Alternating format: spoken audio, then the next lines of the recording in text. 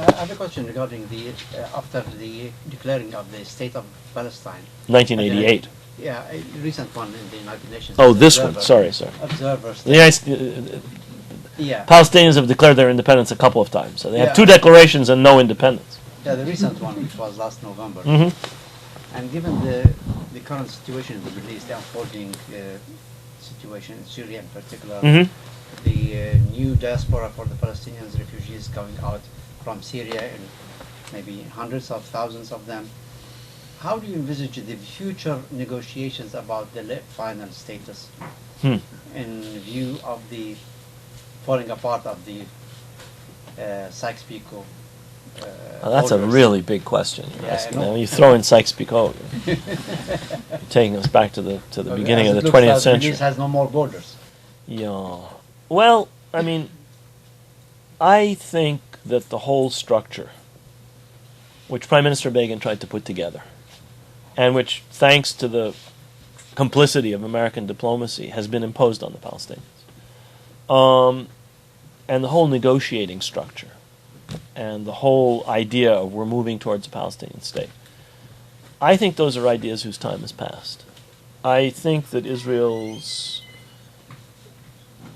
the dynamism of the Israeli settlement project, which is a state-sponsored project, has rendered the possibility of establishing a Palestinian state in the West Bank and Gaza pretty much unrealizable. And I think that the prospect of getting negotiations on the basis of the Oslo Accords and going from where we are to something else is limited, almost nil, if not nil.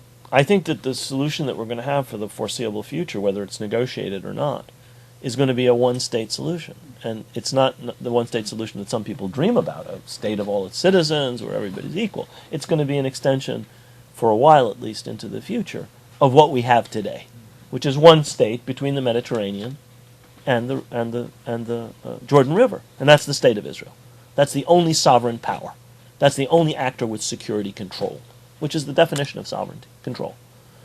And there will be various categories of disenfranchisement for the Palestinian population, which very soon will be larger than the Jewish population of this territory. But the only state will be the state of Israel for a while. This may not last for very long, but that's what we're going to have. Whatever they say, whatever's negotiated, read what Aruf Ben said yesterday in Haaretz about what this new government is going to do. They intend to implant 1 million settlers in the occupied territories. That's their intention. There are almost 600,000 today. 1 in 10 Israeli Jews lives in the occupied territories, including East Jerusalem. They intend to have 1 million, 1 in 6, within a few years. Well, I don't know if they'll succeed in that, but they've succeeded in everything they've tried to do since 1977. And I think that not only precludes a Palestinian state, it forces us to think in new terms. Now, you're talking about the end of Sykes-Picot. And you're talking about the end of Sykes-Picot because the artificial frontiers that were drawn up by the European powers during and after World War I are being called into question by what's happening in Syria, by what's happening in Iraq, by what's happening in other parts of the Arab world, the Eastern Arab world, the Mashriq. At least that's in those areas. That may be true. You have the Kurds. You have the possible breakup of Syria. You have what's happening in Palestine, which is, in a sense, a return to the Sykes-Picot borders, because one state between the Mediterranean and the Jordan River is what Balfour and Sykes and British diplomats really wanted and envisaged. A Jewish state is what they thought there would be.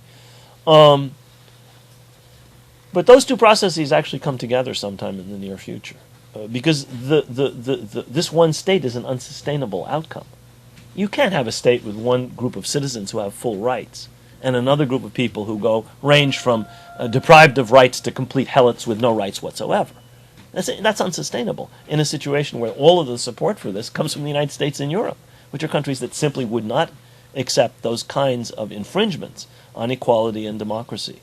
Now, we accept it. We bankroll it. We are the mother country of this settlement enterprise in the occupied territories. The money comes from here.